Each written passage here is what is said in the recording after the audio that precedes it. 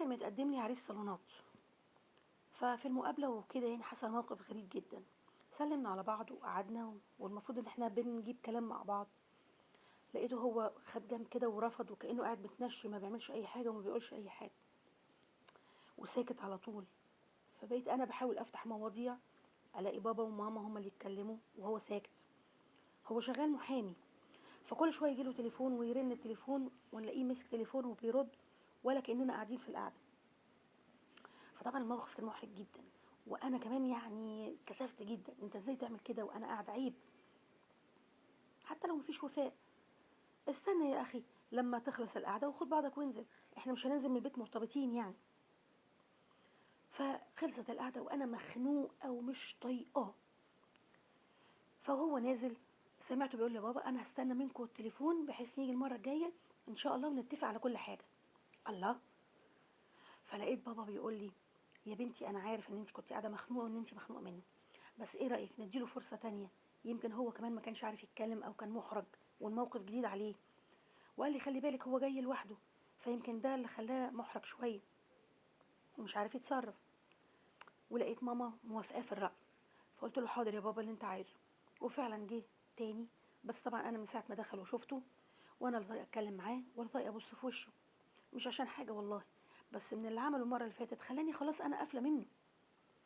وبقى بيفضل يفتح في مواضيع ولقيته متغير عن اول مره، بس انا مش قادره. فلقيت ماما بتناديني بتقولي تعالي عشان نقدم حاجه. فهي عماله بتحاول تقنعني اديله يا بنتي فرصه تانية، حاولي تتكلمي معاه، شوفي يمكن يكون هو اول مره كان مختلف او كان خايف. فقلت لها طيب يا ماما سيبيها على ربنا. خدنا القعده وهو نزل وطلب ان احنا نرد عليه بسرعه عشان هو مستعد وكل حاجه جاهزه. بس انا والله خايفه اكون اتسرعت في ان انا حكمت عليه غلط، وخايفه اتسرع واقول ماشي اكتشف ان انا فعلا اللي كنت صح. فبابا قال لي نديله فرصه يا بنتي في فتره الخطوبه، اتكلموا مع بعض وشوفي هتوصلي لايه. فانا بقيت مش عارفه امشي ورا احساسي ولا اسمع الكلام واجرب، وخايفه تتحسب عليا خطوبه، محتاره. انا جوزي بيديني مصروف كل شهر شخصي ليا، انا بصراحه ما بصرفوش، يعني لما بلاقي نفسي مش محتاجه حاجه بشيله. فمره مع مره دخلت بيه جمعيه.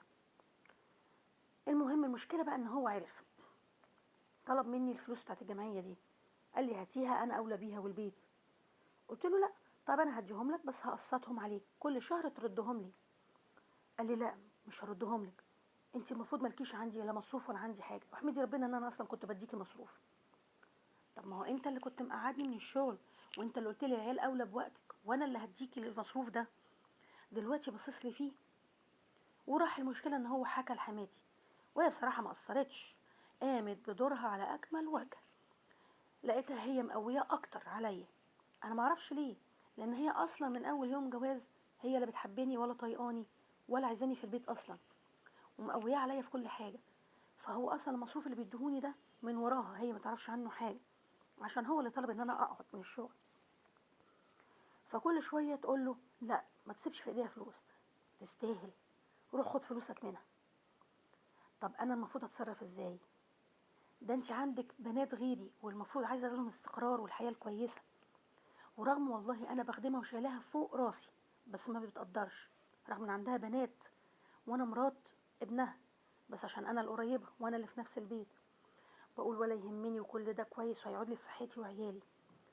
بس انا دلوقتي خلاص زهقت، يعني حتى القرشين اللي انا شايلاهم لنفسي برضو باصص لي فيهم، وهي او ابتدت تقويه بزياده، وابتدى يبقى في مشاكل بيني وبينه بسبب الموضوع ده. فانا مش عارفه اعمل ايه، وبقيت بتتدخل في كل صغيره وكبيره، ده من يوميها مش دلوقتي بس. فانا بقيت وصلت لمرحله، طب انا اعمل معاك ايه واعمل معاها ايه؟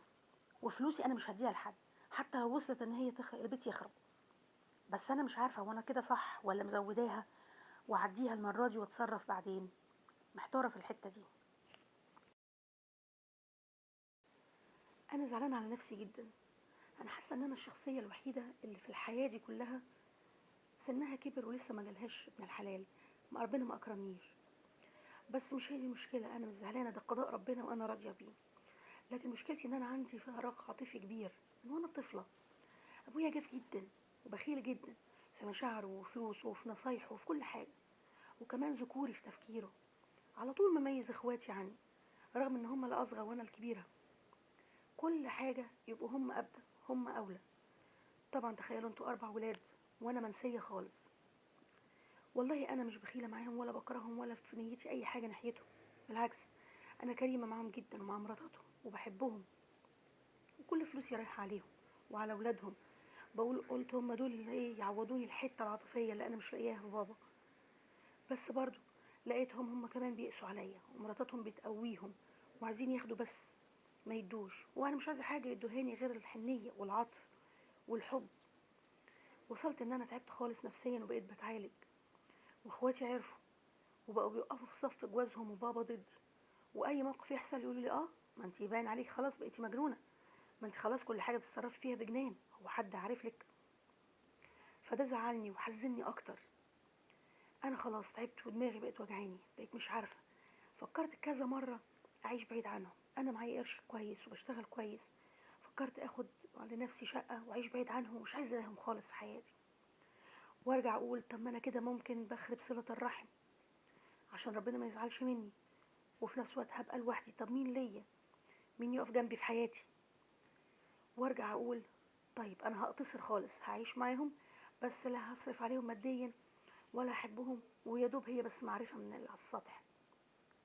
فبقيت مش عارفه، هم وحشين ومخليني حتى مش عارفه اغير تفكيري ده. هم يستاهلوا فعلا ان الواحد يقرب منهم ويحبهم، ولا فعلا اقتصر واخليني في حالي؟ حاجه تحير بصراحه.